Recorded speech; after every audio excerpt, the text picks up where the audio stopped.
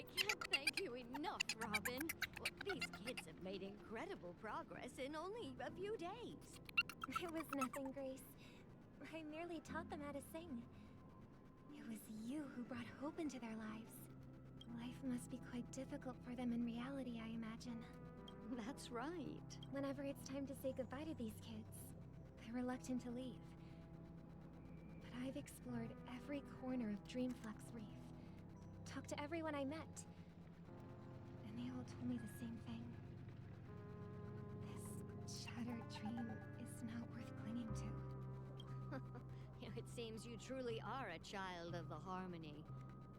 Emma and Andy are orphans I took under my wing. Carol there, with her blind eyes, used to work at a nutrition center in the outer ring of Penacony. And as for Gary, he's been living with autism since he was a child. They're not old enough to enter the sweet dream managed by the family. If we compare people to birds, these kids are like fledglings with impaired wings. But in this dream, well, they can fly freely. Even if they stumble along the way, well, they're still relying on their own strength. And me, an old lady with no legs. Well, without this dream, I couldn't even walk toward them. I'm glad that you found a new life here in Penacony. It's just... Don't worry, Robin. Dreams have their significance, but they aren't everything. Both the children and I understand this. No matter how long we fly through this dream, we will one day return to reality. But you know what? Emma and Gary aren't plagued by their insecurities anymore. No, and Carol is learning how to cope with her blindness. And Andy is livelier than ever. Well, even I've become more optimistic.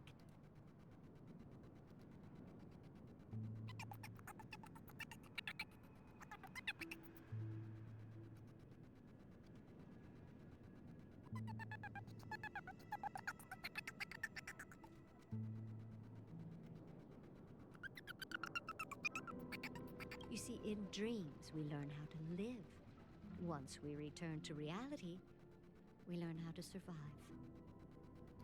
And should our feathers be damaged, then we share our wings with one another. There's no need to covet an illusory sky in dreams, because we have the right and the ability to fly towards a broader horizon. It's a relief to see you safe and sound, Miss Robin. It's nice to see you all again, Astral Express crew. I heard my disappearance caused quite the commotion out there. I'm really sorry about that. Since you're here, can we assume that you're fully aware of the situation in Penacony?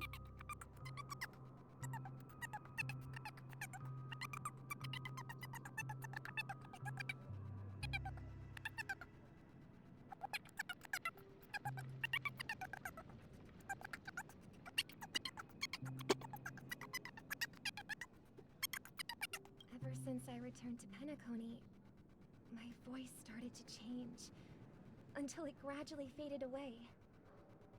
At first, I thought it was a temporary ailment, perhaps due to having been away too long. I thought maybe it just takes some time for my body to acclimate to the high concentration of Memoria and Asdana. And now it seems the root of the problem goes way beyond me. There are elements around me that don't align with the Harmony. Losing my voice is just one of the signs of the Sweet Dreams collapse. The Sweet Dreams collapse? That memo keeper mentioned the same thing. So it's real. While I was away from Penacony, the boundaries of the 12 dreamscapes kept expanding outward. But whenever I mentioned the anomalies in my dreams, all the family heads refused to talk about it. Only my brother was willing to respond.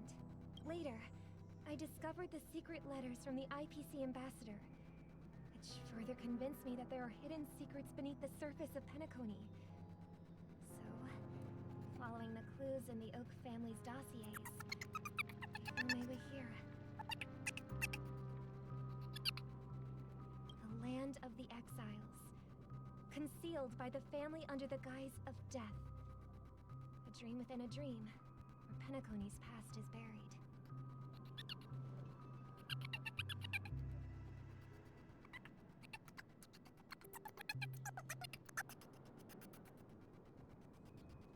Hearing you speak, it sounds as if your voice has made somewhat of a recovery. I hate to admit it, but the harmony in this place resonates more broadly than within the sweet dream. It's regrettable, but the family has experienced betrayal. The traitor, or traitors, abandoned their original principles and, using the name of harmony, exploited people's weaknesses to turn Penacony into the planet of festivities, trapping everyone in the illusion of the sweet dream.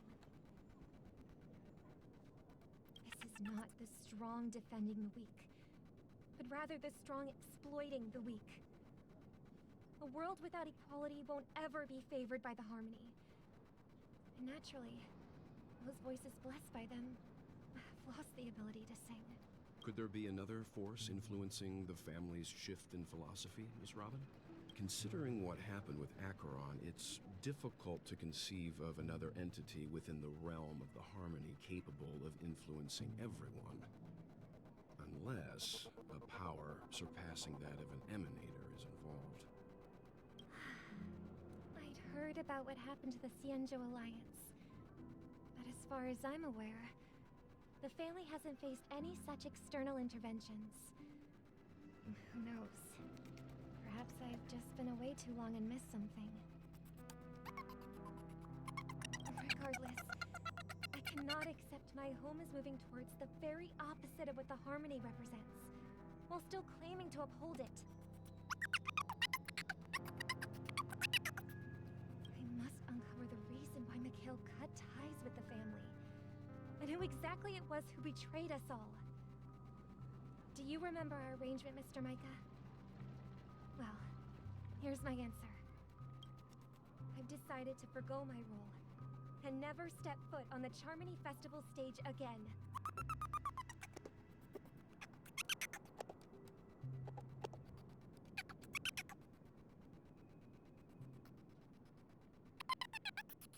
Look here, brother. A little bird. Looks like a fledgling Charmony dove. But Charmony doves don't live here. So It looks weak and frail. this place is too dangerous for a fledgling. Okay. A bird like that must have a beautiful singing voice. But where will it live? I'll ask the family head to build a cage for it. A cage? But then it won't have the freedom to fly, right? Let's see. What is it that has captured the attention of the two best interpreters of the Great One? To the point that they've forgotten how to enjoy their dessert? Oh, poor little thing. Doesn't look like it's doing well. Do you want to rescue it?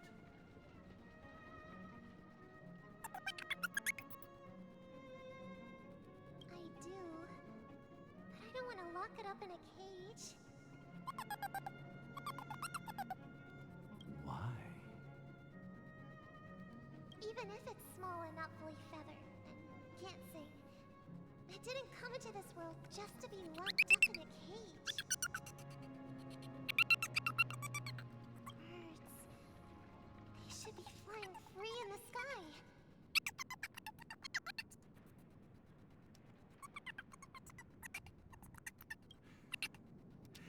That's quite the romantic idea. And what about you, a young scholar? Do you agree with your sister?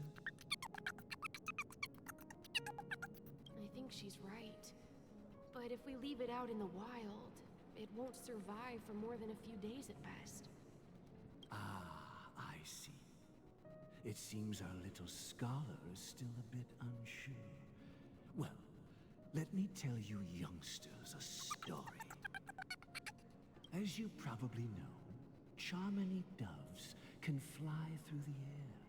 When they fly really high, the friction caused by the flapping of their feathers against the atmosphere creates amazing lights so that they look like shooting stars.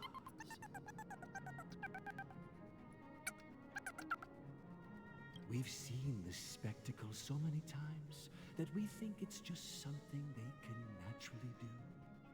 But that's not the truth.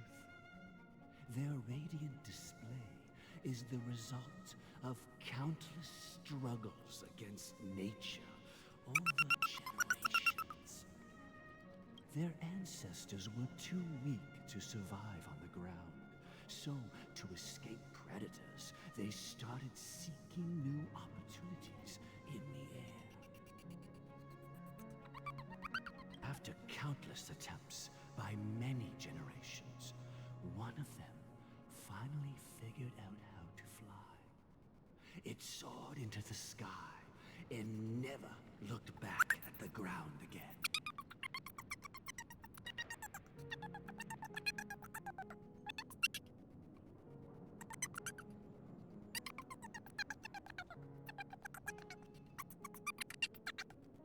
So, you mean birds aren't born to fly, but they find a way to do it through their determination, right?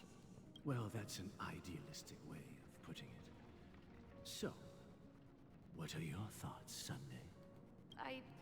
I think people believe birds are meant to fly because they've never seen those birds crashing to their death. That's an interesting perspective. So, have you decided what to do with the bird now? For now, I'll keep it in a cage until it can take care of itself because I want it to live. No matter what. Well said, kids. It seems each of you has found your own answer. Your insights are truly remarkable. And I hope they come true in their own way. We will take good care of it, won't we, brother? Yeah. But, Mr. Gopherwood, there's one thing I don't quite understand.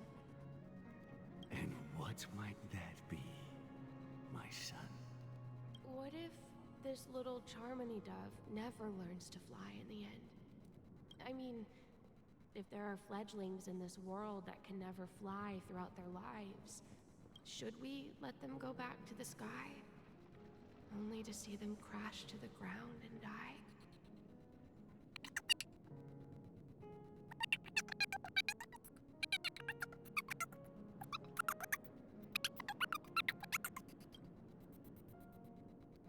Talking in your sleep, Birdie?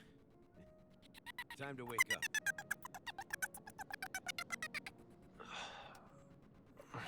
Huh? Need a hand? I'm still alive? Yeah. Happy about that? Where is Robin? Tell me. Now.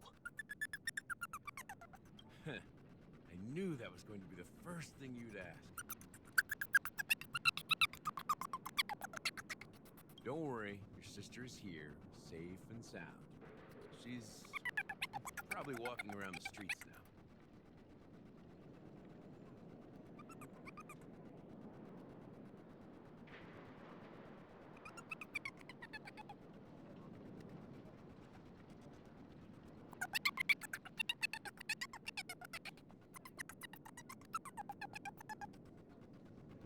If I were you, I'd be more worried about myself. After all, right in front of you is the guy who just stabbed you in the chest with a dagger. If you wanted to kill me, you wouldn't give me the chance to speak. Just tell me your demands, lackey of the Watchmaker. So, you figured out who I am, huh? No wonder you had the guts to go against the Dream Master and the Four Families. Looks like I made the right choice.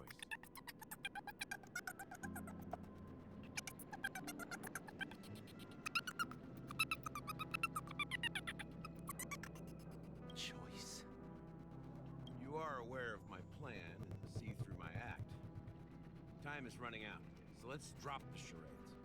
I'm suggesting we cooperate. Cooperate? What makes you think I'd cooperate with you? The fact that the famous Robin has chosen my side. Plus, some clues about a traitor and a bright future for Penacony. Any of that catch your interest? I find it hard to believe a man who's full of deception. Fine. You don't have to trust me. What you should trust is the sense of justice inside of you.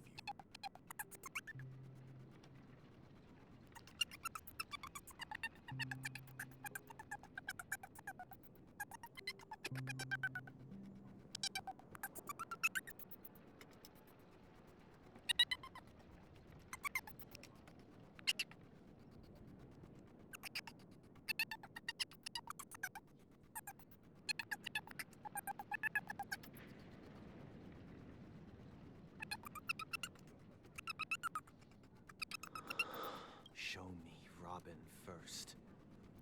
All right, as you wish. Here she is. What's your trick this time? Just kidding. I mean, this lady will lead us to Robin, right? And the crew, too. There are too many people who you owe an explanation. That'd be great. Please follow me, Honorable Oak family head. Now, all the actors are on the stage.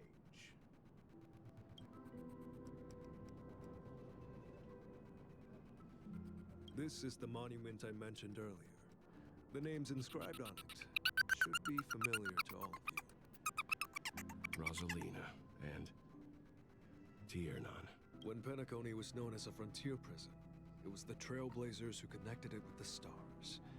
They were the heroes who saved Astana, and their names deserve to be immortalized. Not just on this small stone tablet, but in the annals of history for all of time. However, today, the planet of festivities is nothing but sweet dreams. That heavy piece of history is all a distant memory. Just like that prison. If their names are inscribed here, then that means... According to Micah, they died long ago. Rosalina was killed during the War of Independence. She ventured alone into the heart of the star system to investigate the flow of Memoria, but she never returned. Tiernan was a skilled gunslinger, strong and reliable. He led the people through countless battles, but he didn't live long enough to witness the arrival of true peace. In the decade following the war, Penacony faced challenges internal and external. To protect Astana, Tiernan took up the way of the Trailblaze and led the Lampmoth family to explore beyond the system, only to be surrounded and wiped out by the swarm.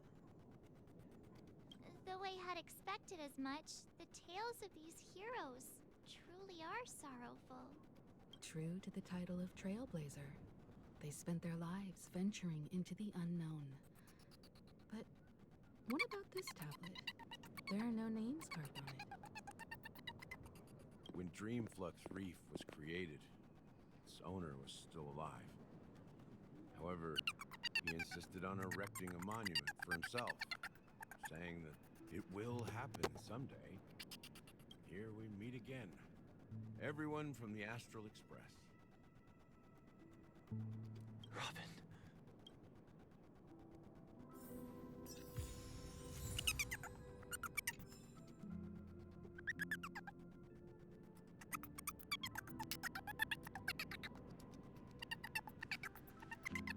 Huh. The atmosphere sure is livened up with all these people in here.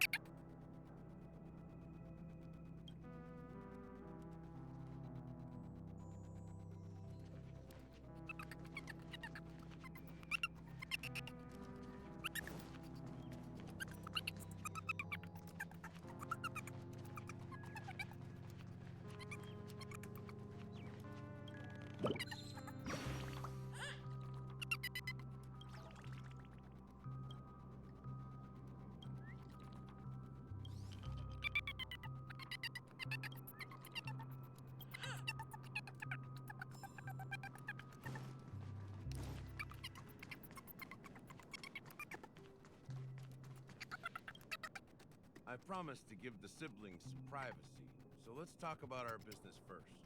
What do you say? That sounds sensible enough. Since you went through the trouble of gathering the family heads, the crew, and the Stellaron hunters, I'm guessing you have something important to say, Mr. Gallagher? Oh, is it that obvious? The look on your face is practically screaming I'm the one behind all this. You're right, Mr. Yang. It is indeed time to come clean on everything. The siblings already know what they need to, and they've made their choice. But you, Nameless, arrived a bit late. So it's only fair that I answer your questions.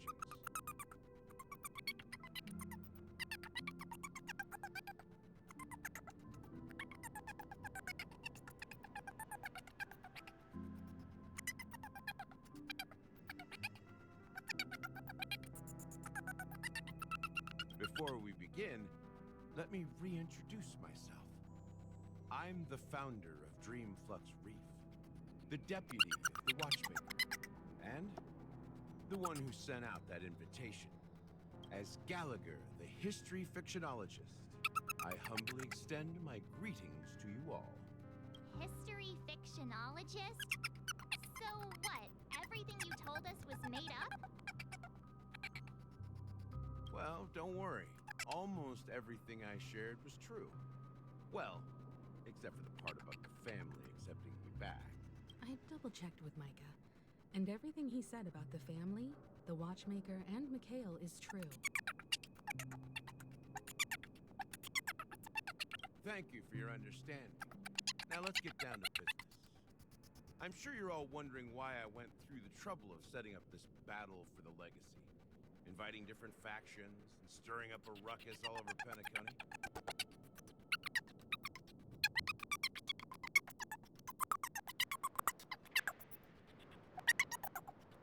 Well, it all boils down to something very familiar to all of you. The Stellaron? But how is that possible? Penacony is a free-flowing interstellar hub. There are no signs of... You're totally correct. So, care to take a guess at what that means? How keen. Well, what should I say? I expected nothing less from the person here who is the most familiar with Stellarons. The sweet dream doesn't come out of thin air. If you think of the memory zone as the sea, creating the land of the dreams is like filling that wild ocean with earth to make an island.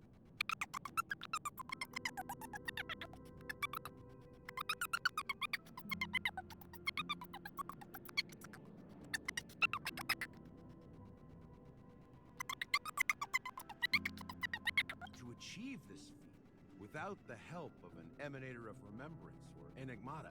The only way is to use a Stellaron. And that's not something you can achieve with a simple wish. It requires vast quantities of knowledge, time, and manpower. I'm sure you get what I'm hinting at. In Azdana, the planet of festivities itself is a Stellaron disaster. The planet of festivities itself is a Stellaron disaster? It all started a long time ago, back when the Watchmaker and his crew liberated the frontier prison. They faced countless challenges as they began building Penacony from the ground up. That's when the idea of using the Stellaron came into play. The Stellaron first entered the Azdana system during the war. The Nameless warned everyone against the folly of attempting to tamper with such a power. And most heeded their words. But there are always people in the shadows with ulterior motives. The turning point came after Tiernan's death. With two of the Nameless gone, the Watchmaker had to go to the front lines. It was at that moment his rival saw an opportunity.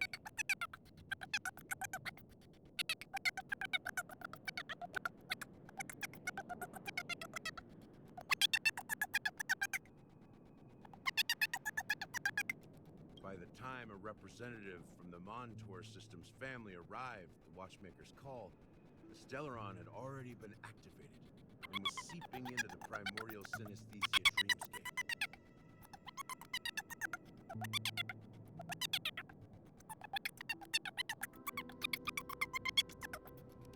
And I suppose the family happened to possess the knowledge to seal the Stellaron?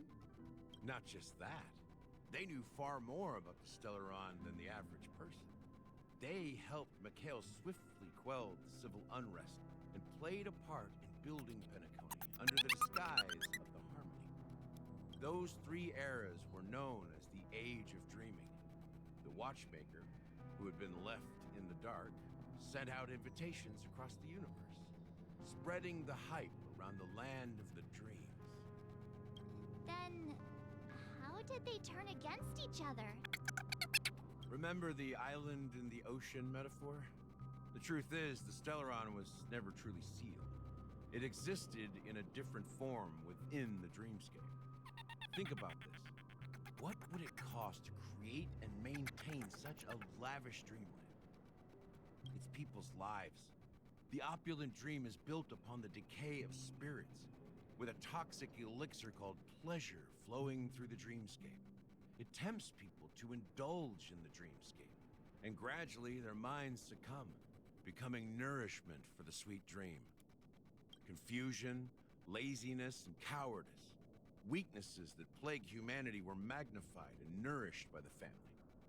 Penacony became a new kind of prison, even more impenetrable than the previous one.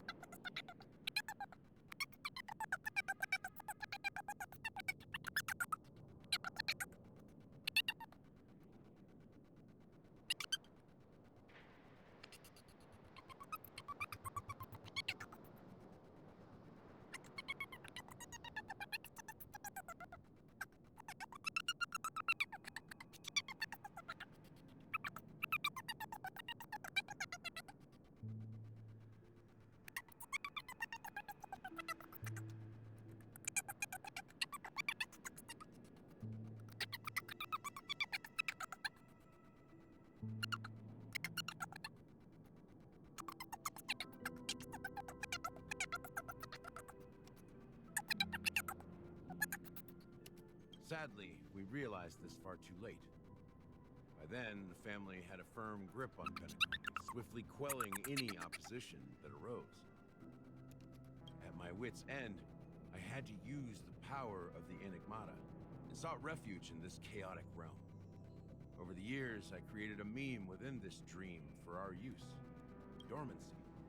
That's its real name. We exploited a loophole. You see, regular people can't fall asleep again while they are inside the dreamscape. So this is the true meaning of the impossible. You sent out invitations in the Watchmaker's name to find forces capable of resolving the Stellaron disaster and draw them into Penacony to uncover the truth. It's not just that. Above all, I wanted to see what happens when the major factions engage in a struggle for the legacy. Since this is the Watchmaker's first announcement in decades, the traitor within the family is bound to reveal themselves. So, the legacy is just a facade. If you want to consider the Stellaron as the legacy, I'm totally fine with that. If that's the case, where is the Stellaron now? That's a question for Mr. Wings. The Stellaron is still under the family's control, and as the head of the Oak family, I'm sure he holds all the answers.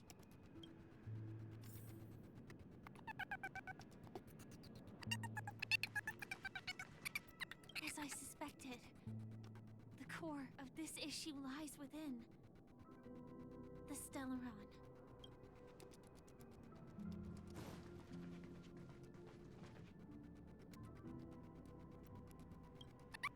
Are you done talking?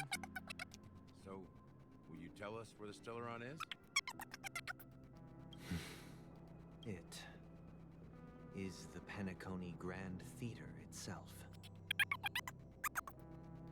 As I suspected, it's the embodiment of the family. The edifice that first materialized within the Sweet Dream. That's what turned Penacony into its current state.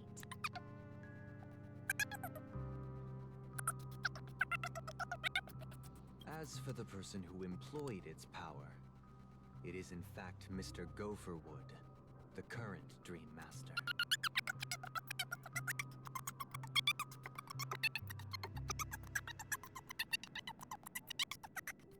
Well, that was easier than I thought. Did you conduct your own investigation already? Correct. When I was trying to track down the person who murdered my sister, apart from you, Gopherwood was my second suspect. Confronting me first turned out to be a smart move on your part. I didn't have other options. The Dream Master has been elusive, and even the heads of the families can hardly get an audience with him. Moreover, Mr. Gopherwood has been kind to my sister and me. And I didn't want it all to end like this. What do you mean by that? To be honest, my brother and I are also victims of the cancer of all worlds. We grew up as orphans, and were adopted by the family when they came to help. Mr. Gopherwood recognized our potential and brought us to Penacony. But I can't just stand by and watch Mr. Gopherwood become an enemy of the Harmony. I won't use my voice to support an evil cause. I won't step on that stage and sing, no matter who the traitor is, or what orders they give me. I won't let the Charmony Festival become an event that destroys Harmony itself, or the paradise in our dreams. Indeed. For the paradise in our dreams. As the head of the Oak family, I'm responsible for ensuring Penacony's promising future. Robin and I will head into the Sweet Dream and confront the Dream Master. And if it turns out that the family has truly strayed from the Harmony,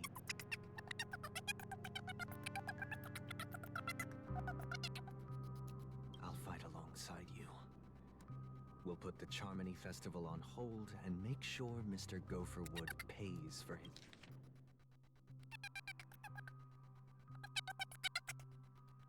his blood debt.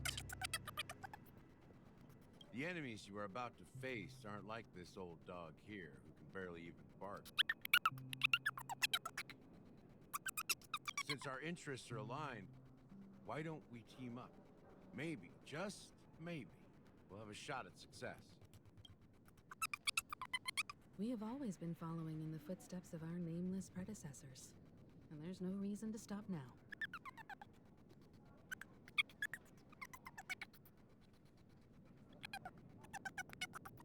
Yeah, we Nameless won't back down from a challenge.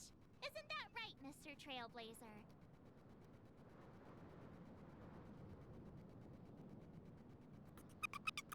Exactly! It's time for the crew to save the world once more! Rest assured, sitting on the sidelines isn't in our nature.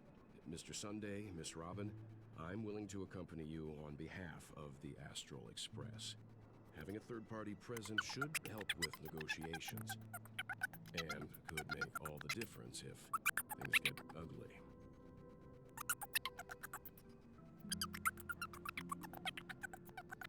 Thank you, Mr. Yang. Thank you all very much. The Charmony Festival is about to start, and time is against us. We must hasten. Everyone, let's gather over here. We still need to make some preparations.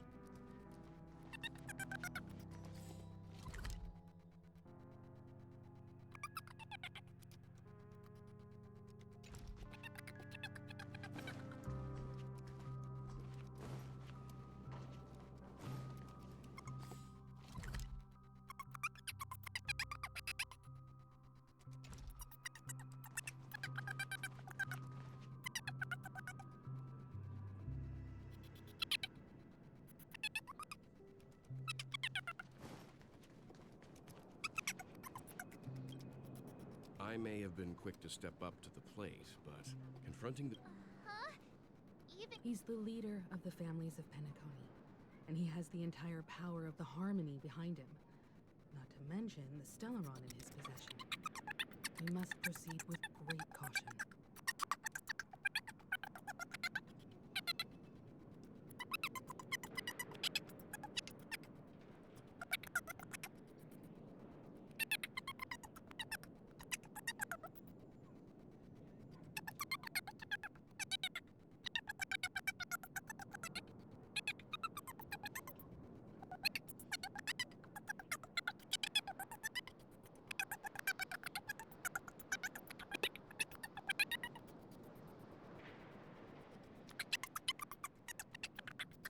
maybe you can just stay behind this time, Mr. Yang? No, that won't do.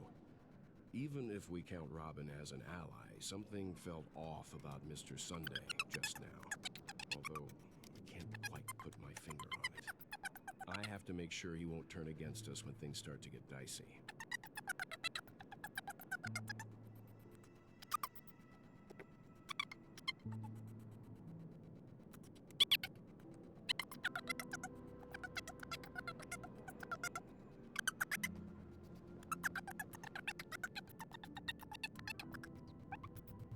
You're still carrying the keepsake the IPC envoy gave you, right?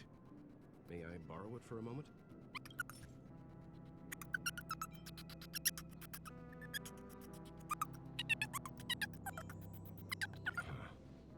I knew it. As I suspected, this chip Aventurine gave to you is actually a miniature transmitter. If I'm right, he intends to use it to track your location or contact you when needed. As it so happens, this may actually be of some use in the current situation.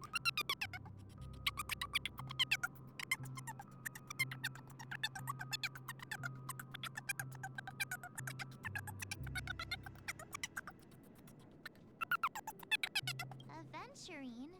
Is he still alive? And what does he have to do with our mission to confront the Dream Master? Remember what I said earlier? Working with the IPC is a way to keep the family in check. If negotiations go south and the family show their true colors by going after the Stellaron, I'll use this transmitter to send a message to the IPC. It'll be just the opportunity the IPC ambassador was hoping for. The only question mark in all of this is Aventurine's current status. But the IPC is always listening, especially senior strategic investment department heads like him. Getting the message across shouldn't be a problem.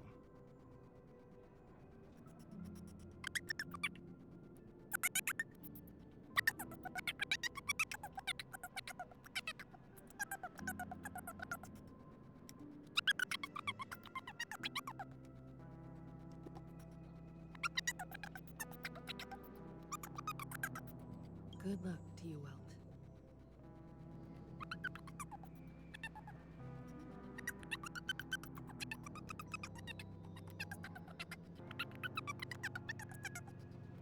Well, you take care too. If anything goes wrong, don't worry about me. Just make sure to seal the Stellaron. Spoken like a true hero.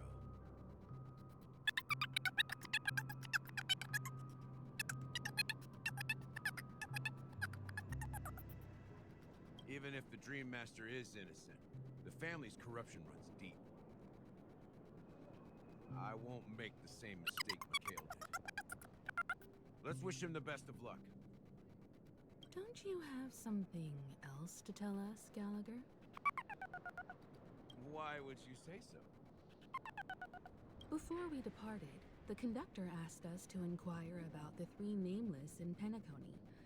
We've already collected intel about Brazelina and Tiernan, so the only one left is Lakework.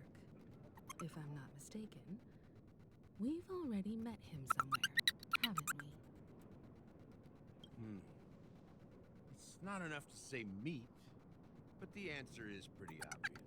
After all, I've been watching over you ever since I received the reply from the Astral Express. And I've seen the great effort you all put into linking different realms together across the cosmos. And now, after getting this far all in one piece, you have truly proven yourselves.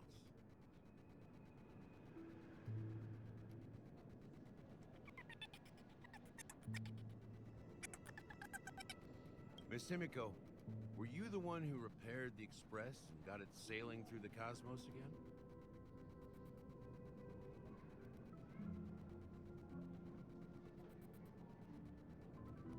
Yes.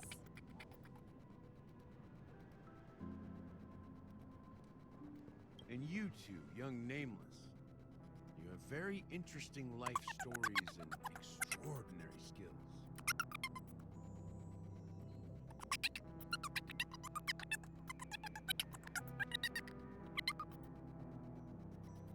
I don't know much about my life story, but I do have extraordinary skills.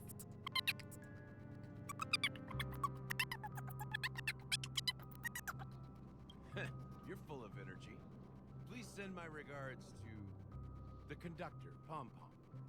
Please let them know that their friend had fond memories from his time aboard the Express, which he reminisced on every time he had a good drink.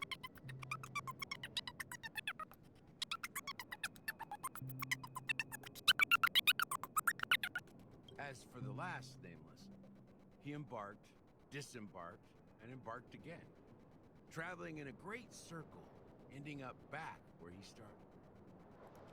On his deathbed, he told me to find the Astral Express and deliver an invitation to the future Nameless.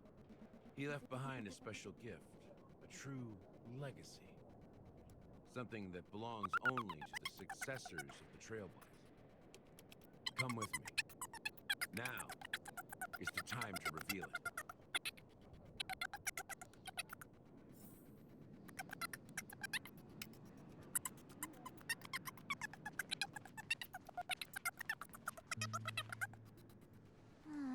Back here again.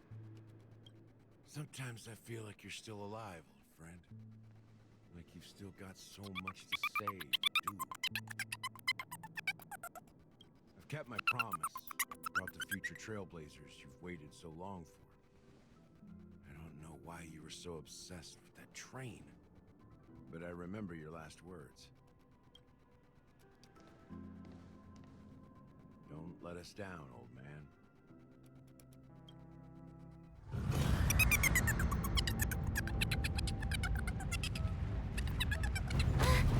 What's happening?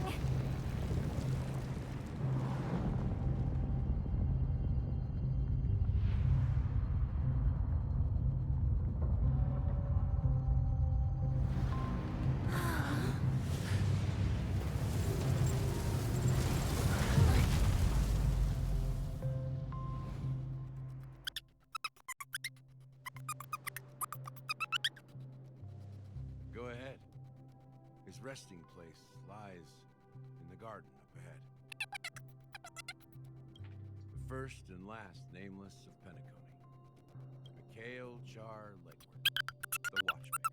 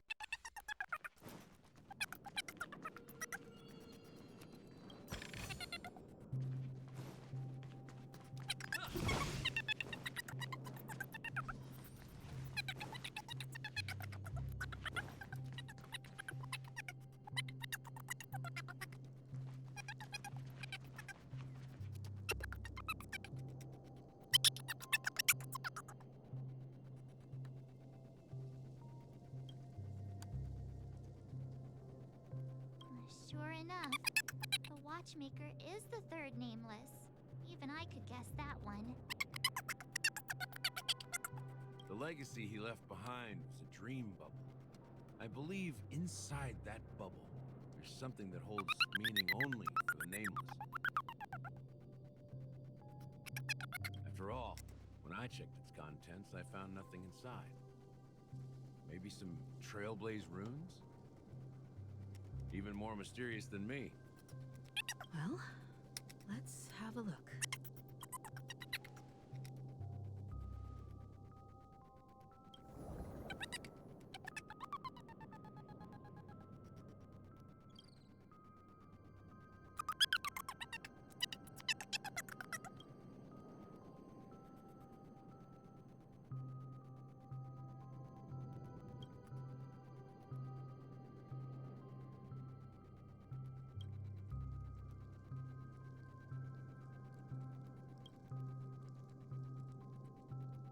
Wait, what's going on?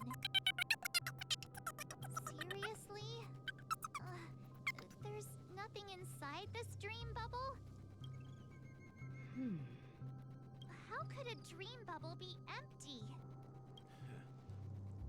Just as I suspected. That old man always had this strange belief in the nameless and the Trailblaze. And I never understood where he got that confidence from. Especially since he never managed to get in touch with the Express while he was alive.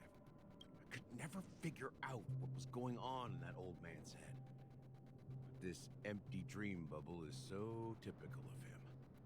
He was always full of weird fantasies and incomprehensible romanticism. A mischievous old man. Well, I didn't expect him to leave anything concrete behind anyway. Don't think that's the case, Gallagher. I'm sure Mikhail has left us the most precious thing of all. Don't start getting all philosophical on me, all right? Just as Mikhail believes in the nameless of the future, we unconditionally believe in the nameless of the past. How could they leave with regrets for the future when they were ready to dedicate their lives to the land they loved? There must be something contained in this dream bubble. It's just we haven't figured it out yet. You also have faith in the watchmaker, don't you, Gallagher? Well, I'm a follower of the Enigmata. My philosophy forbids me to have faith in anything. That's why I understand what faith means in the path of Trailblaze. And I also want to know what he left behind. Can I borrow your pet? I need to make a trip back to Golden Hour and check something at the Dreamscape sales store. It's for Mikhail, and for the future of Penacony.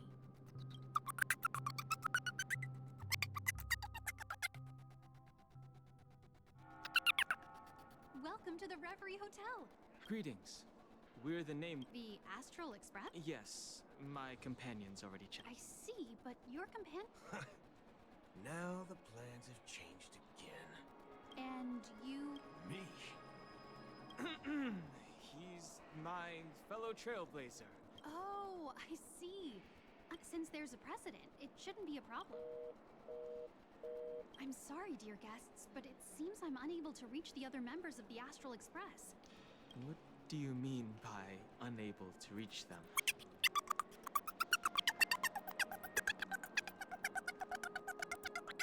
My apologies. This is the first time I've encountered a situation like this. However, the system indicates that those guests are still in the dreamscape. How about this? Give me their room number. We'll go check on them ourselves. I'm afraid that's not possible. I need to verify both of your identities before I can share any guest information. How about you just wake up someone? Let's say, Welt? I'm sorry, but there are strict rules regarding forced awakening. It cannot be done without the proper clearance. So nothing works, huh? What's your solution then? Are you saying we sleep here? At the reception? Please be patient. We need to contact your companions in order to confirm your identities. And now it seems you need to confirm our identities before you can contact our companions. It seems so. Fudge. Look, nothing personal, but if you can't handle this, go find someone else who can, okay? Please calm down, dear guests. I do recall that. I don't think she's trying to give us a hard time.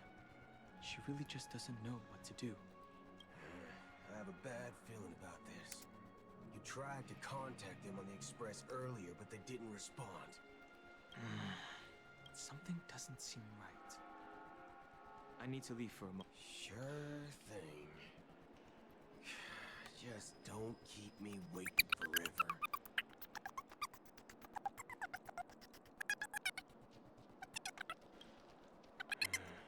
Don Hung seems pretty worried about his companions. I should give him some space. Stressing out about it won't help anything.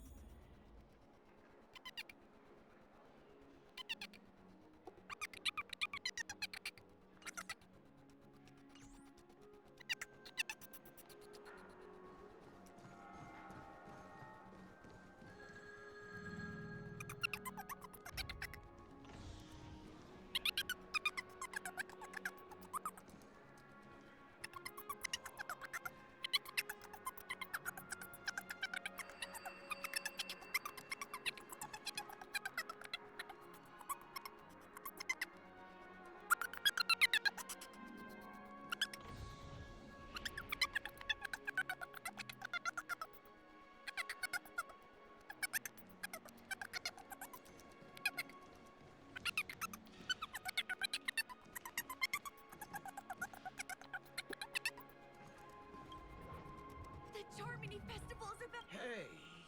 Well, I didn't come all the way here specially for the festival. Honestly, I don't really even know what it's about. But I heard it's a lot of fun! Well, back in my homeworld, Anaria, we have festivals like that all the time. My dad threw me a birthday party one time that was just... Oh, come on!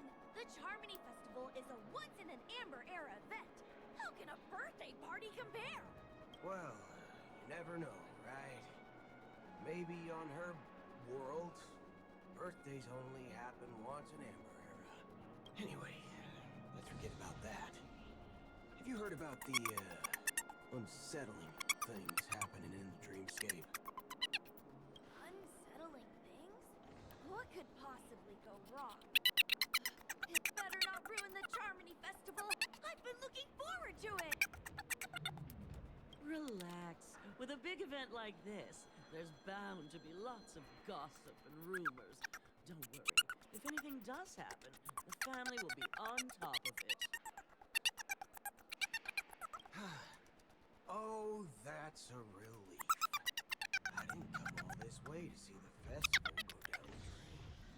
Well, looks like I won't get any fudging clues out of these two. They're clueless.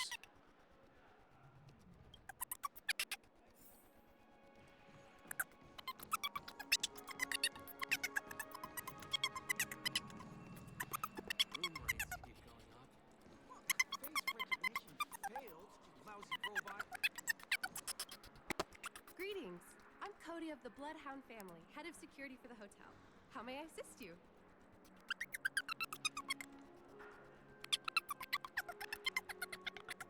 Hello. So, there's something I wanted to ask about. I've been hearing some unsettling rumors about certain incidents that might affect the Charmony Festival. Do you think there's anything to be worried about? I've traveled all the way from the Hayahi Federation celebration, and I don't want my trip to be ruined. Wait. You haven't heard?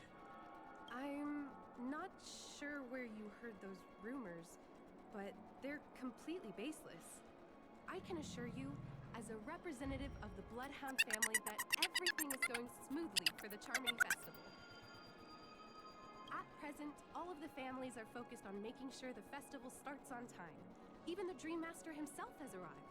So don't worry, your trip won't be in vain. That's a relief to hear. She doesn't appear to be acting. So, it seems that even the hotel staff are out of the loop. Back already? Hasn't she returned yet? Nope.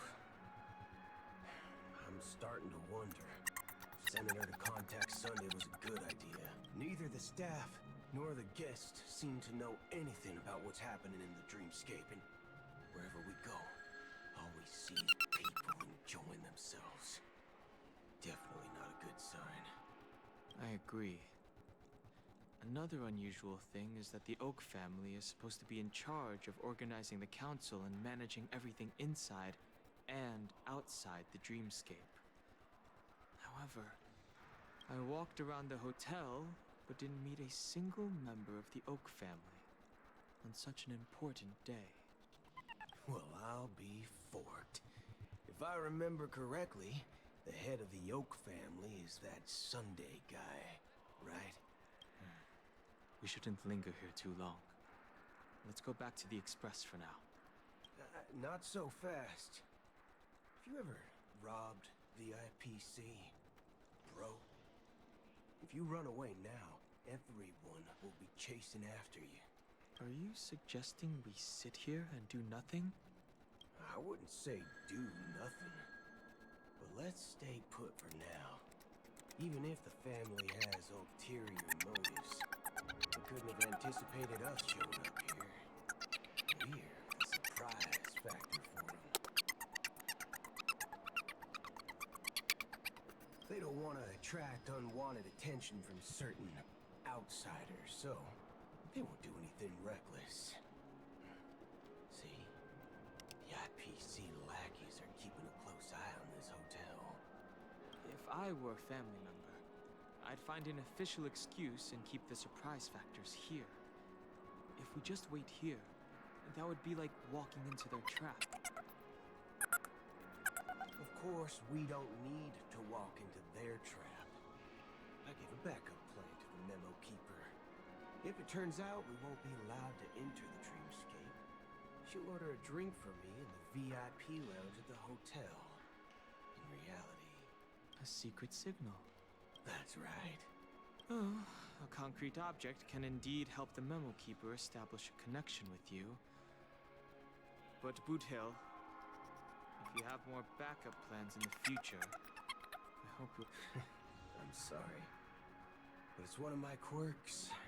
I have too many unreliable friends. And if I reveal that I have backup plans, things can go awry. And that would leave all backup plans completely useless. How do we get into the VIP lounge? This is where my street smarts come into play.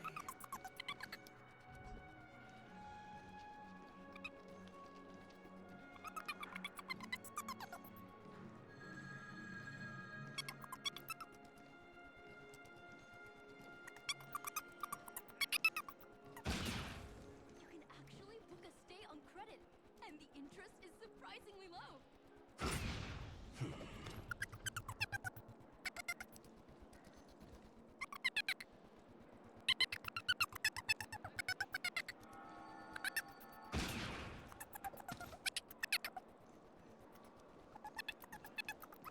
Locked and loaded.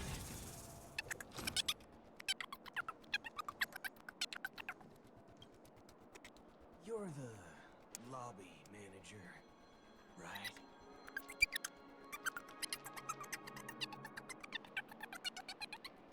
Yes, I am.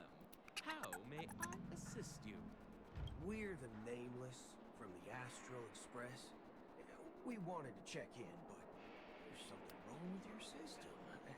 The lady at the front desk said she would contact the manager, but now she's nowhere to be found. We've been waiting here forever, without any food or water.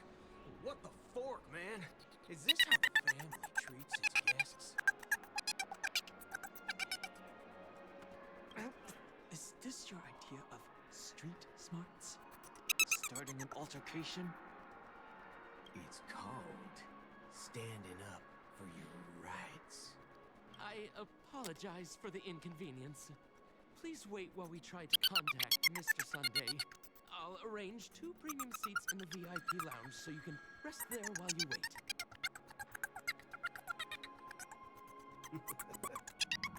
See? Just like that.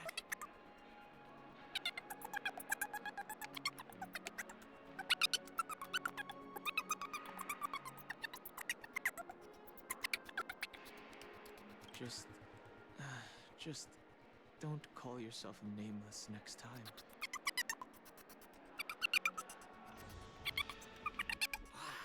This bar's something else. Certainly worthy of the planet of festivities.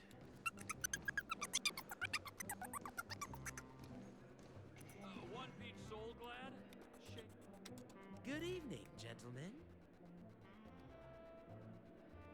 Hey, I have an order for a bottle. Has Donna's White? Oh. Oh, no. If someone had reserved such a beverage, I would definitely remember it. It sells for hundreds of thousands of credits per bottle, after all. I couldn't afford to cover for such an item if it were broken or lost. That's strange. Well, could it be that the memo keeper couldn't afford it? And what should we do now? Oh, no need to rush. Let's grab some drinks first. Maybe I arrived too early and she hasn't come yet. Now, let's see what kind of juice malts you all have here. Well, give me a glass of Heenum Valley, 40 years. I'll have it neat. No ice. Well, that's the most expensive one on the list. You have a taste for the finer things. It's on the house, anyway. What can I get for you? Anything you recommend is fine. Then I would recommend today's special, Glass Village. It's classic Soul Glad mixed with Laboon juice. It's refreshing and suits your cool demeanor. Just 1 minute.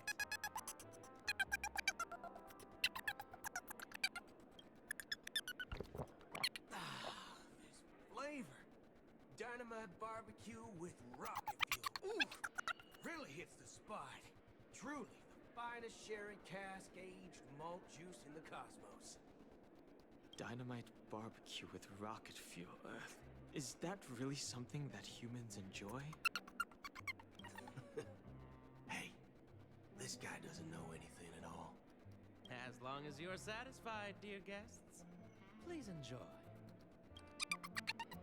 Let's give the memo keeper another half-system hour. If she doesn't show up, we'll need to come up with a new plan. In the meantime, let's take stock of the situation. What do you think? The situation is unclear. Something must have happened on the planet of festivities, but the public is unaware of it. Someone in a position of power within the family must be covering it up.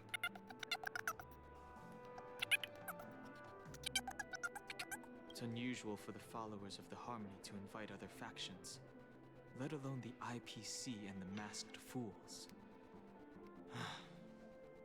If what you said about the Emanator of the Nihility is true, the situation in Penacony is a little complicated, to say the least. Actually, there's something else I'm concerned about. Regarding Acheron. As you know, the faction that follows the path of the Hunt are some of the most dangerous bolts in the cosmos to mess with. Who in the right mind would impersonate the Xianzhou Alliance or the Galaxy Rangers?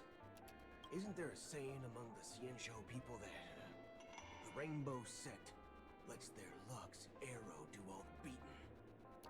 Talking. Do all the talking. Well, you know what I mean. Even though the Galaxy Rangers have been out of sight for years, we've been keeping an eye on this region.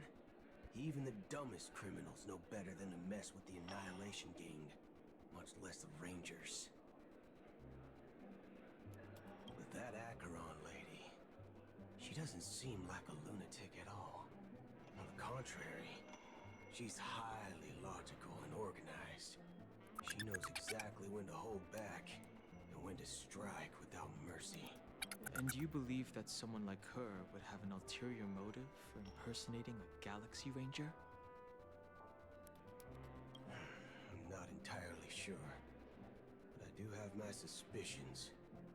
Maybe she knows a Galaxy Ranger, or perhaps she's trying to lure us out for some reason, which I can't figure out. Anyway, what worries me more are the anomalies within the family.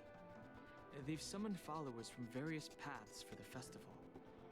No matter how generous such a gesture is, this move seems highly unusual. Unless the invitations weren't sent by them.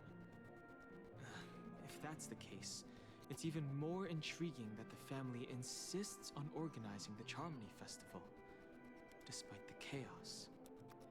Maybe it's Pt.2 the Harmony pulling the strings. You find it beyond human understanding because it wasn't arranged by humans at all. People do stupid things out of irrational impulses. They abandon their principles when self-interest is involved. They believe in things they know they shouldn't, and fudge, they even break their own rules. But eons don't. They stick to their determined path and never turn back, even if they reach a dead end. You think Xipe's will is behind all this? It may not necessarily be Xipe, but there's definitely some higher entity involved. I know it may sound pessimistic, but if human free will were reliable, why would we even need Galaxy Rangers? It's much simpler when you boil it down to the eons and paths. Like how Lon always follows the path of the hunt, or how the Express stays true to the Trailblaze despite Akavilli's disappearance. But in my opinion, Akavilli's fall holds significance for the Nameless. Oh, so you're saying the Nameless now have to take responsibility for their own choices because their absolutely right leader is gone? Exactly. I believe the purpose of the journey isn't just about following a path that's always considered absolutely right. It's more about doing your best to choose the right path for yourself among countless possibilities, even with limited insight and judgment. I don't know what you've been through, but I agree that people must take responsibility for their choices, because no one else can do it for them.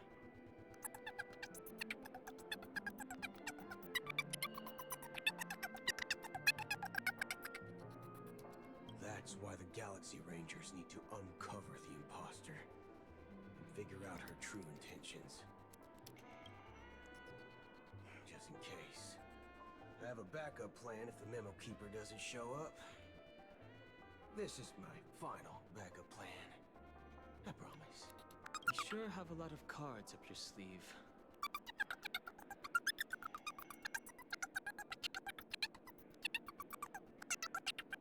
Well, going back to my old career would make things a lot easier. By the way, when you were walking around the hotel, did you happen to see any important-looking guests?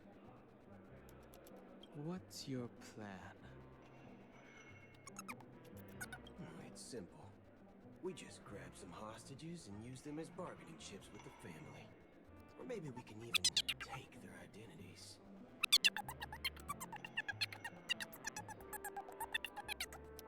No need for that. We'll return to the Express now. Wait, are you getting scared? Draw your weapon. Let's make a big scene. Are you leaving, esteemed guests?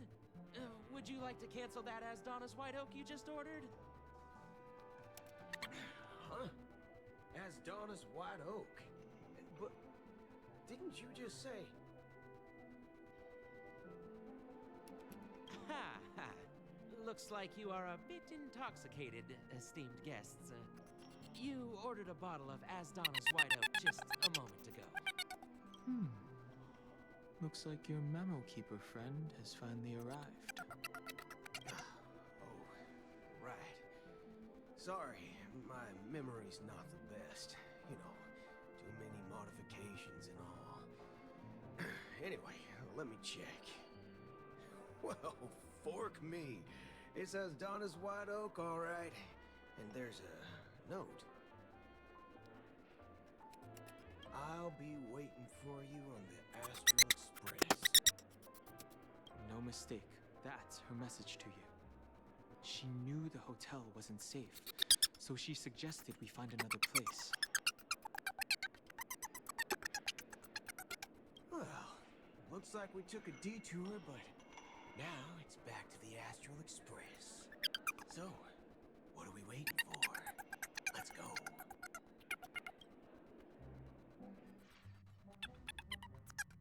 You're back? Two guests just boarded saying they were looking for Boot Hill, so I told them to wait in the parlor car. Oh, just in time. 2 guests? Yeah, or two. Look, we welcome all passengers on the Astral Express, but sneaking in like that, you have no regard for etiquette. My apologies, conductor. It was an oversight on my part.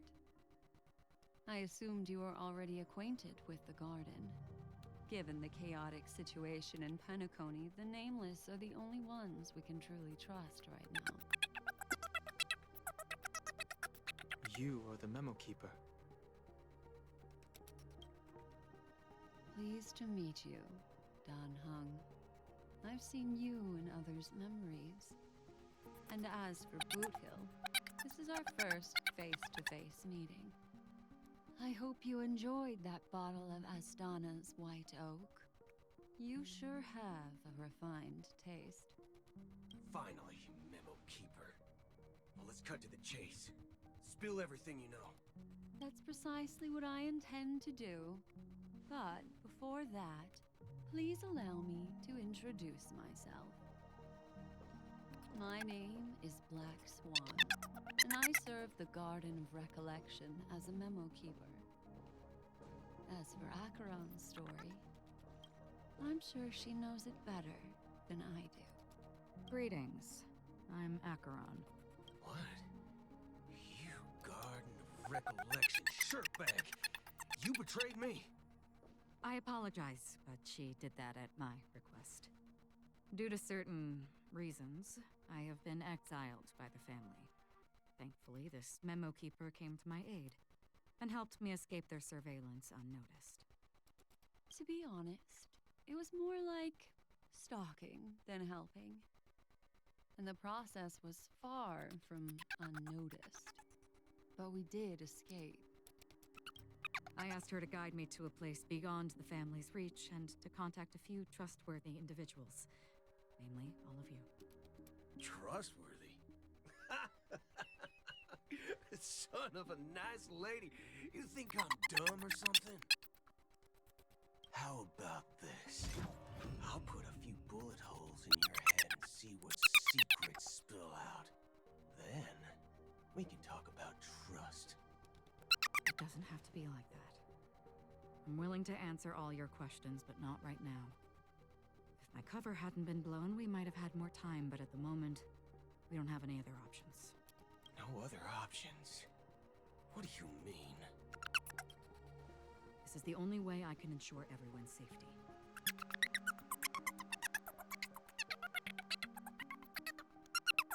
I kindly request an immediate warp jump out of the Astana star system.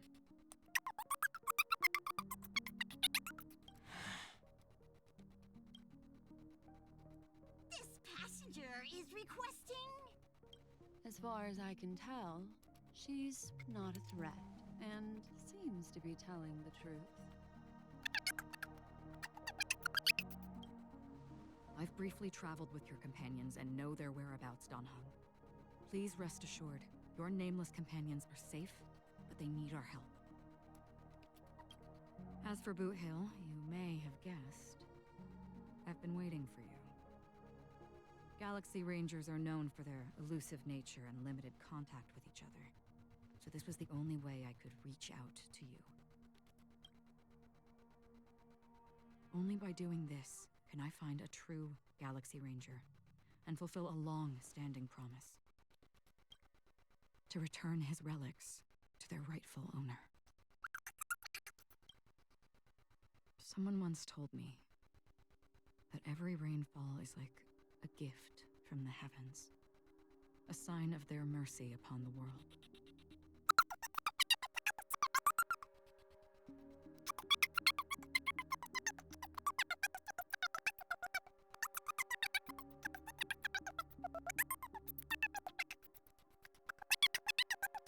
Raindrops are said to be the tears of the gods, shed in response to the sorrows of the world. Their constant pouring is a reminder that the gods haven't abandoned us yet. So, how long has this rain been going on for? I used to believe, just like you, that it would eventually stop. Years and decades passed.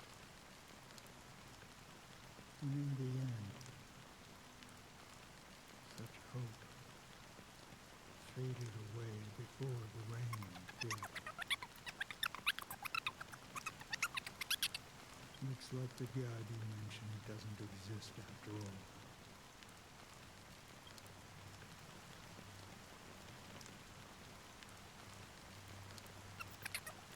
Well,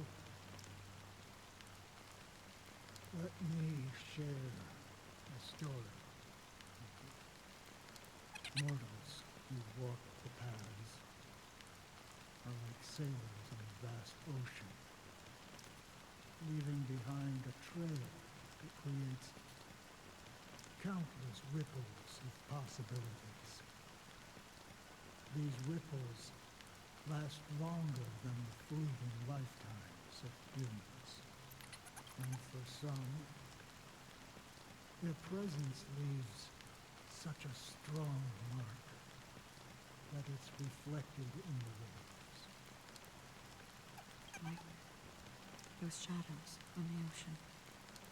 Sinthirsters, the obsessions of the Pathstriders.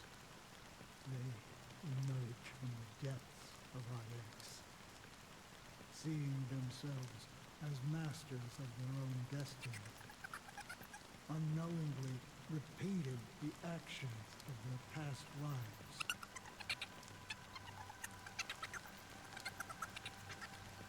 They emerge from the nihility and head toward it, leading purposeless lives. However, these hollow phantoms were once my dear companions. A group of Galaxy Rangers. Are you watching over them? Watching over them? No. I'm guiding them toward transcendence. It was a brutal war. A crusade that shook the universe. The universe witnessed the fall of Zuro, the Lord Ravager, but it came at a price. A price so hefty that only those who were there still remember. The unwavering determination of the Hunt followers persists even in death. So someone must guide these lost souls to their life beyond. They were heroes in their time. And they shouldn't be reduced to mere puppets of nihility. As for me, I have suffered too many losses on that battlefield to advance any further. And that makes me the most fitting person to carry out this task. But you know, these sin thirsters, they're not who they used to be. Does this seem pointless to you? Well, some tasks have to be done, even if they are pointless. I can help you. For what? For the meaning of the nihility. That's what I've been seeking. I see. After all, this realm means off limits to ordinary souls, right? Thank you, stranger. I wish that you find what you seek. Before we part ways, I have one more question. It is true that their actions and even their entire lives may seem pointless from our perspective. But if, and it's just an if this is what the departed ones expected, should we try to change it? A good question. And a profound one. I don't know the answer. What I do know is that one day I too will pass away. And when I bid farewell to this world, someone will stand at my grave and place a bouquet of flowers on it.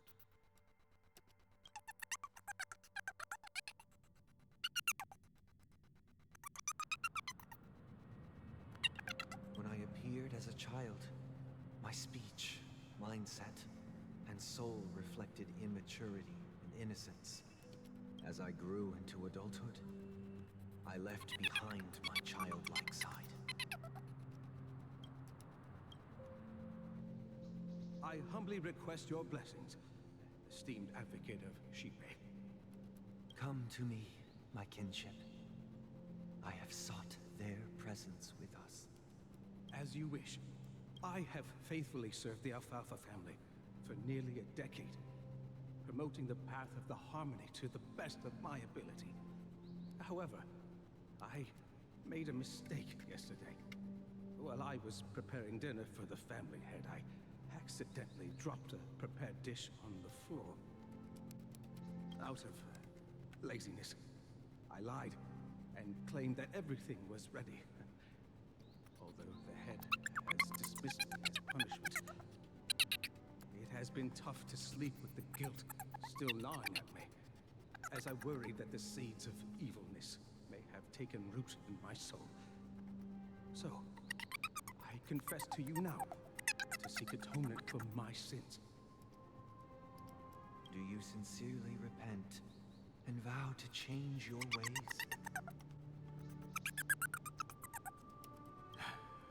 Yes. Have you examined your soul and confessed all your sins? Oh, yes. Are you willing to accept the process of atonement? Very well. Show your dedication and goodwill to the family, and you shall be reinstated among them. Now, please, leave in peace. Oh, praise Xipe. And thank you, esteemed advocate. Next, please step forward.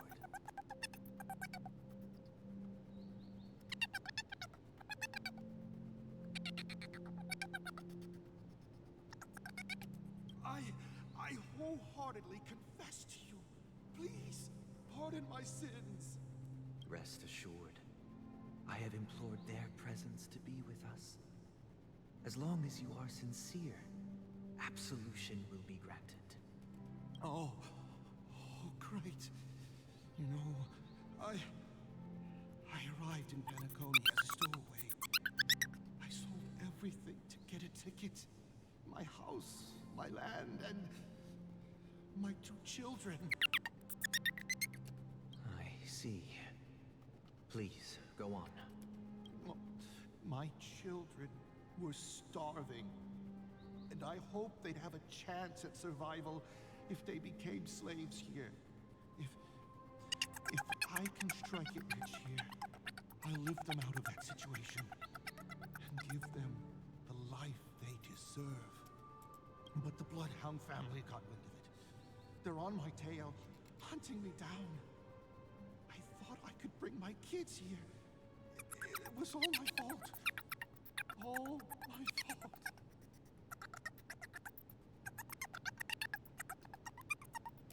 The family is ready to forgive all sinners.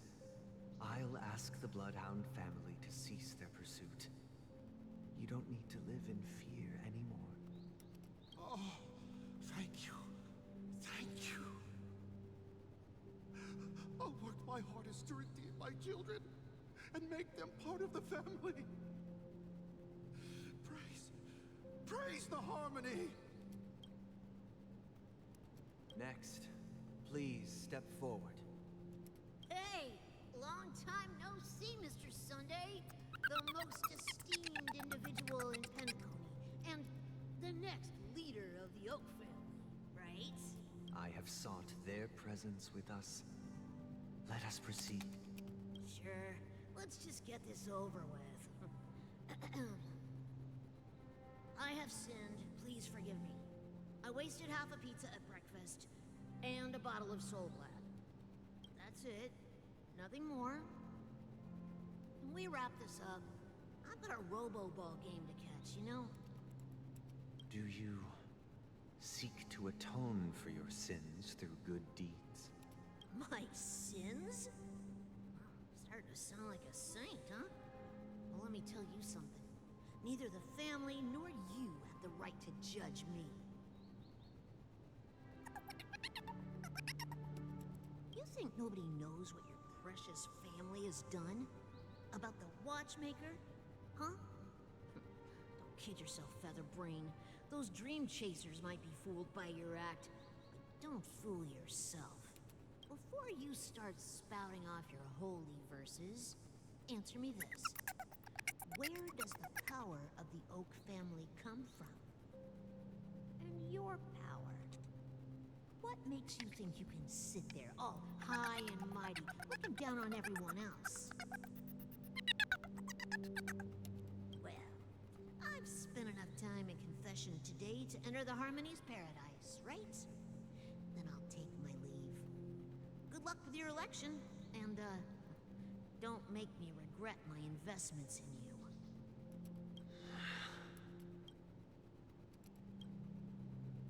Oh, revered triple-faced soul, hear my doubts. Who can judge the strong when their power hides their crimes? Who can vouch for the weak when they will pay any price to survive? Who can comfort the purest souls when even they get led astray? If the strong defending the weak is truly the foundation of paradise, then who is responsible for the suffering and anguish in this wretched world?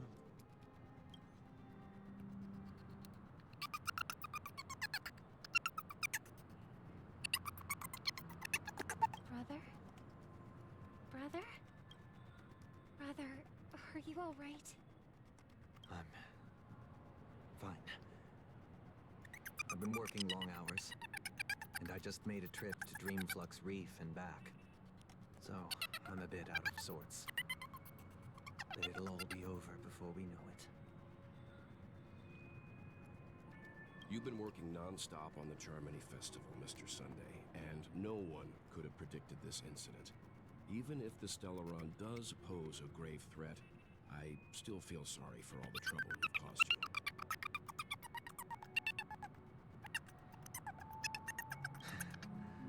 No need to worry about troubling anyone.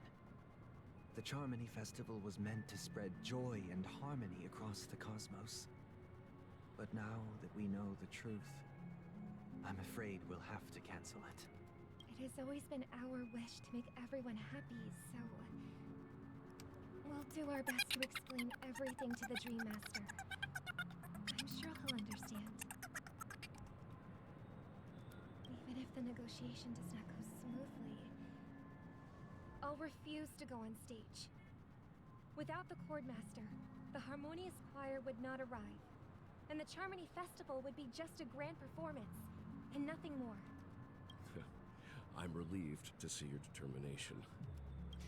You know, since arriving in Penacony, we haven't had any contact with this Dream Master himself. I'd heard of the heads of the 5 major lineages, but the Dream Master is a mystery to me. The Dream Master rarely grants an audience, even for us. But, given the urgency of the situation, he's agreed to meet us in person. Perhaps you'll be the first guest to meet the Dream Master in years, Mr. Yang. Let's hope we can reach a consensus that satisfies everyone. Indeed. Let us hope. It's about time. We'll have to get ready for the meeting. Don't worry. I'll be waiting here. It's Mr. Sunday! Hey, come over here! Looks like someone needs help. Let's go check it out. Mr. Sunday. Hey there! Okay, see the moon in the sky? It's about the size of the cap on my Soul Glad bottle. If I just reached out my hand, I could grab the moon, couldn't I? The moon? You mean the Grand Theater? Yeah. Look at me. I've been away from home for too long. I must be missing that moon. But it's no big deal. The Grand Theater here looks much better than the moon back home.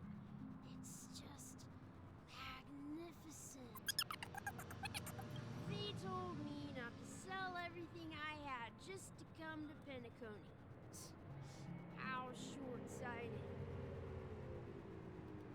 Selling everything you had? Why would you go to such lengths? Why? Can't you see? Life back home is miserable. It's not really living at all.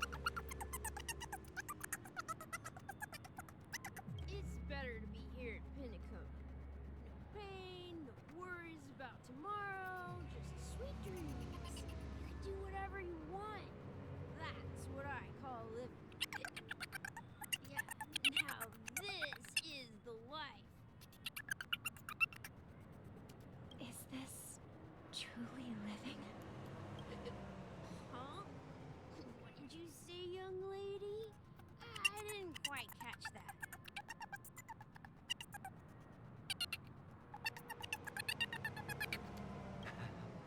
Oh, it's nothing, sir. You see, the traffic on Glocks Avenue can be dangerous. How about I ask a Bloodhound family member to escort you to Ideen Park over there, so you can continue enjoying your sweet dream? Oh, yeah, that's a great idea. Wow, no wonder you were the leader of this sweet dream. You're totally a lifesaver.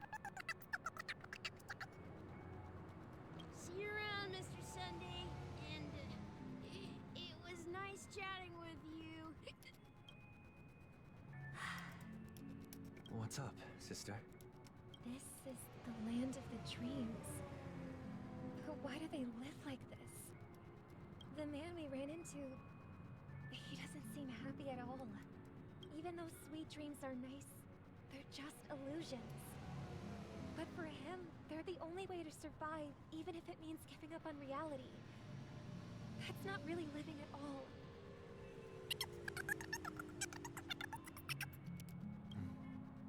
I suppose you have a point. But, in my opinion, That's how most people live their lives.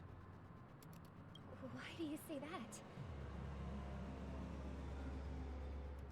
You think that man is not actually living, but that's not quite accurate. Even without Penacony, people create their own illusions called self-value. People believe they have a predetermined value to fulfill.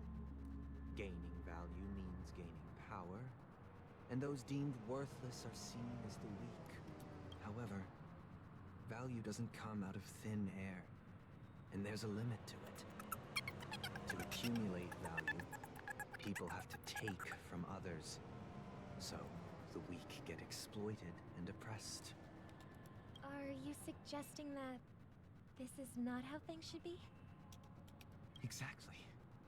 But, ironically, people don't think there's anything wrong with it, because they uphold the illusory notion of self-value, and even the weak believe in it.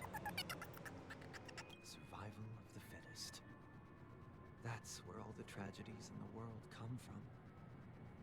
People come to the sweet dream in Penacony to escape from that reality and find solace. No tragedies exist here, only happiness, although in its nascent form. Isn't that the same paradise we yearn for in our dreams? Perhaps that man is just an exception. Let's not jump to conclusions. We should experience the dreamscape ourselves. Just as I did at Dreamflux Reef. Yes. Seeing is believing. I'll accompany you. The Dream Master hasn't shown up yet, so we have some time for a stroll.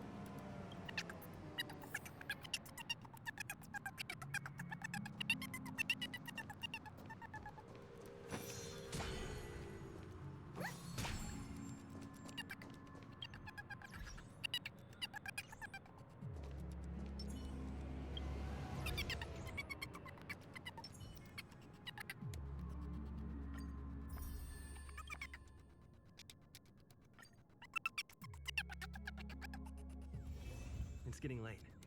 Where to now?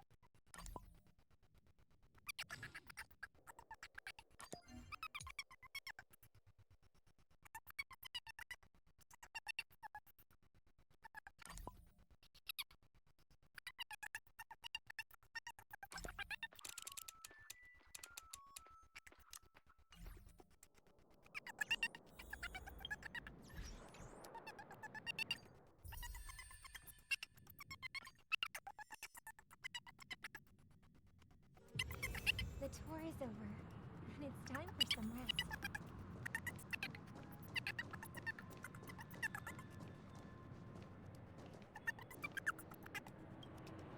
Glad to meet you again, Robin. How are the preparations for the Charmony Festival coming along? We're all so excited about it. It's going smoothly.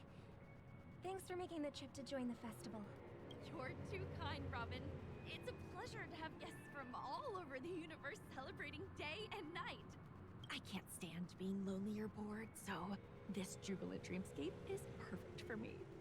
But if this went on forever, would it get boring too?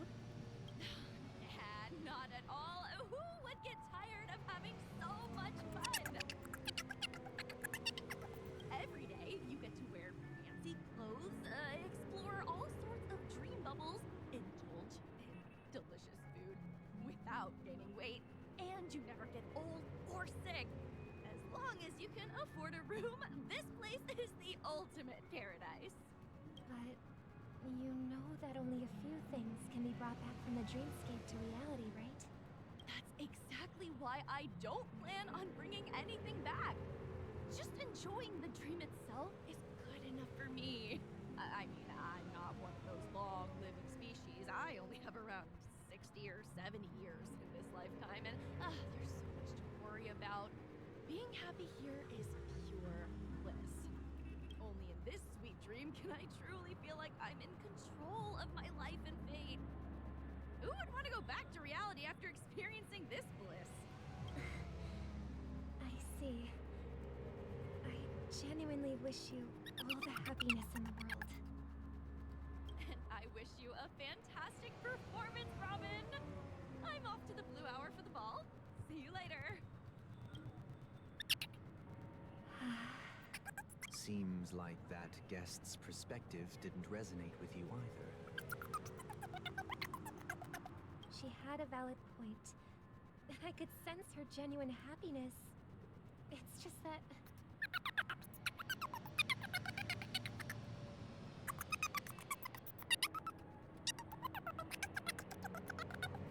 What you're trying to say is, she thinks she's in control of her life.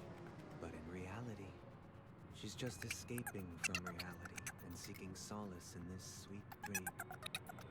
Once she steps out of this sanctuary, everything will be lost.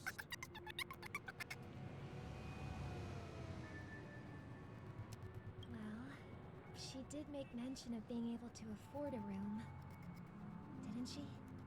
However, the paradise in our dreams, it doesn't have to end. No. And the paradise we yearn for shouldn't be just a fleeting dream either.